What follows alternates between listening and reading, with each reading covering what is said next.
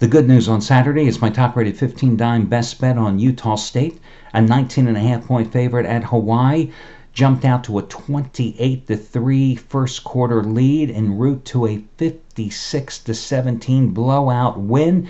So it's always nice to get an easy winner.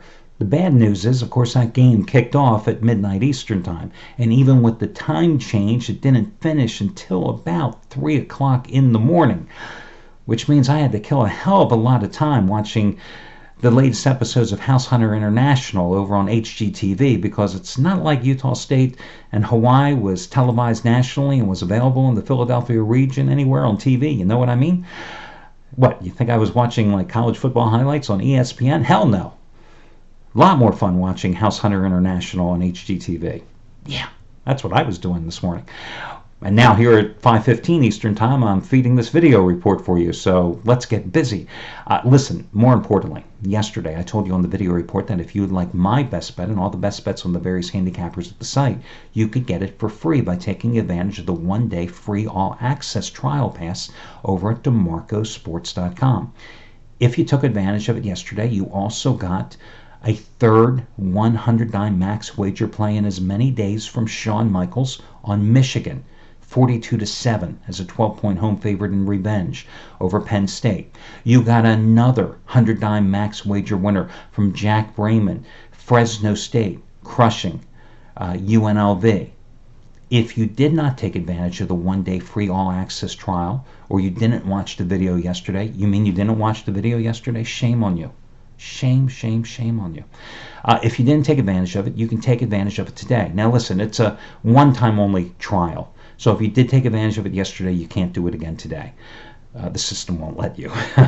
If you took advantage of it a year ago, the system won't let you do it again today. But if you did not take advantage of it and you would like to, you go to DeMarcosports.com. I think you know how to spell my last name. DeMarcosports.com, and check it out, the one-day free all-access pass. Because today I have another top-rated 15-dime best bet. You would get it for free. It's on the Kansas City-Cleveland contest.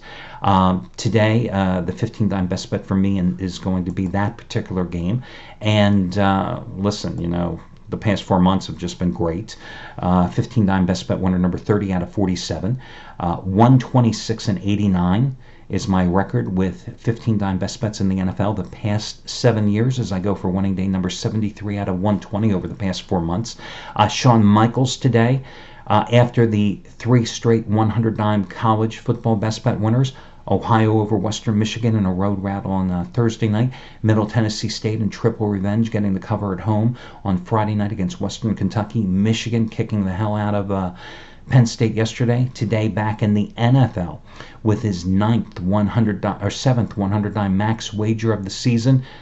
Can't get any bigger. Patriots Packers. He is 79-51-5 with 100-dime max wagers in the NFL over the past 7 seasons. Normally I'd say you get it for over half price off by using coupon code SEAN, but if you want to take advantage of the one-day free all-access pass, you would get it for free over at DeMarcosports.com. And quickly, if you didn't watch the video report yesterday, when I started the site some 16 years ago, I decided to make the all-access pass free on a one-day trial basis because I think it's the best way for anybody out there interested in finding a handicapper to get professional advice to sample everybody's wares. Every handicapper at the site does things differently. Everybody breaks down games differently. Me being a former sports reporter for 8.5 years and having a journalism background, I look at everything from a reporter's standpoint. But everybody does things differently. Different flavors, you get to sample them all. The thing that has always ticked me off in this business is that so many of the old school dinosaurs, the telephone touts that you used to see back in the 90s screaming from the top of their lungs about getting everything for absolutely free, they never gave you anything absolutely free. That was just a sales pitch, an inducement to get you to call their 800 numbers so they could beat you up with high-pressure boiler room sales tactics in order to get your credit cards or have you send in payment by Western Union or MoneyGrams or something like that. Here, free means free. That's the bottom line. You want to sample it all? Check it out, DeMarcosports.com, the one-day free all-access pass. So I told you the big plays from Shawn Michaels today. Again, over half price off from Shawn. by using coupon code Sean. Jack Brayman, who had another 100-dime winner last night on Fresno State. He has today only, I just want to double check, he's going for winning day number 23 out of 35. The 6th ever top-rated 100-dime NFL release of his career. Falcons and Redskins. Matches yesterday's 100-dimer on Fresno. Matches last Sunday's 100-dime winner on the Redskins. You get it for over half price off by using coupon code JACK. So, with that being said, let's get to your complimentary plays. Yesterday, my complimentary plays took a split. Boston College won, Purdue pushed, and Ohio State didn't even come close. So let's take a look at a couple of games here. Chicago, a 10-point favorite. Now, again, I'm doing this video report a little after 5 o'clock in the morning, and this time the Bears are a 10-point favorite. A little while ago, I happened to check on the injuries. The big injury in this particular contest is Khalil Mack. Out last week in the Bears' 24-10 victory over the Jets because of that ankle sprain. Had been ineffective the week prior in the loss to the Patriots. He is questionable officially on the injury report. Ultimately, will be a game-time decision, but I saw where Adam Schefter of ESPN, I think it was, tweeted out that he is unlikely to play. And listen, that would be the wise choice for the Bears. Get this guy healthy, because when he was healthy, he was terrorizing opposing quarterbacks. Now, they were able to generate a good pass rush against the Jets, but the Jets were an injury-riddled club a week ago. My thought process is you should be able to beat the Bills anyway, with or without Khalil Mack. So get him healthy and look for him to help your surge in the second half of the season, since you broke your 2-game losing streak, as you're going to play a 4th straight AFC East opponent today. You lost that game to the Patriots. You lost that game you should have won at Miami. And listen, have you played well if you're the Bears on the road this season? No. You gave away a game you should have won in Miami. You played lousy in a game that you won at Arizona. You gave away a game in Green Bay when Aaron Rodgers came back in that miracle comeback win in the season opener. But today you're playing the Bills, who are playing on a short week, who are starting Nathan Peterman. Do I have to say more than that? I don't think so. Bills, last in scoring in the league, 10.9 points a game. Second to last in yards per game, 246.4 points. I mean, geez, this is a bad team. The one thing the Bills can do is they can run the ball, but you got a Chicago defense that's number 3 in the league, allowing 83.1 yards per game and 3.7 yards per carry. A lot of people were saying, look at the job the Bills did defensively against the Patriots on Monday night. And I had a top-rated 15-dime play on New England on Monday night. And yes, they held the Patriots in check. The Patriots had scored 38 points or more in 4 straight games. But did the Bills play that well, or did the Patriots just take them for granted? Did the Patriots have a poor game offensively because they had all the injuries? That's what I think happened. Sonny Michel, the running back, was not available. And you saw how, without a balanced attack, the Patriots just couldn't get any mojo and chemistry going offensively in that game, and Tom Brady really struggled, right? I think that's what happened. It wasn't because the Bills played that great offensively. You have a Buffalo team that has a very good pass rush with 21 sacks on the season. But when Mitchell Trubisky, you have a quarterback who has outstanding mobility, and right now he's on the verge of probably running for a little over 580 yards this season. So all things combined here, I would go ahead and lay the points with Chicago in this. And let's also remember the Buffalo offense, 2 touchdowns, 37 points the last 5 games.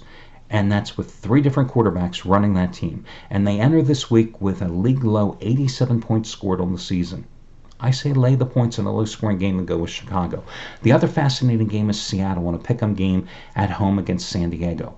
Melvin Gordon is the key injury to be aware of here. He's officially listed as questionable because of, again, hamstring injury that kept him out of the London game against Tennessee. Chargers coming off the bye. But he, according to a tweet I read from one of the injury sources out there that always follows injuries, it may have been Adam Schefter, I can't remember, but he reportedly will be playing today. key player, 5.1 yards per carry, 30 receptions. Chargers, 3-7 against the spread their last 10 games off the bye. They have won 4 in a row. Seahawks have won 4 of their last 5. Seahawks have a key injury to be aware of too, and that is Chris Carson, the running back who has topped 100 yards in 3 of the last 4 games. He is a game-time decision. And remember, he's averaging 4.4 yards per carry, and the Seattle ground game is averaging 161 yards a game. This is a Seattle team that could not run the ball effectively the last couple of years. You see how effective they have been running the ball this year. Consequently, Russell Wilson now is having a great season. 16 touchdown passes, 4 interceptions, completing almost 66% of his passes. And you've got an LA Chargers run defense that is allowing opposing backs to average 4.6 yards a carry. And with Joey Bosa still out, the Chargers' pass rush is not anything that it once was. Phillip Rivers, great season. Yes, 17 touchdown passes, 3 interceptions, completing 69.1% of his passes. A couple of interesting things I looked up. The Chargers have not beaten a team with a winning record on the road since November of 2016, going 0-5 in that stretch. Yes, the Chargers are 5-2 this season. Their 5 wins this season have come against teams whose combined record is 9-28-1. Now, their 2 losses have come against Kansas City and the LA Rams, who are a combined 15-1.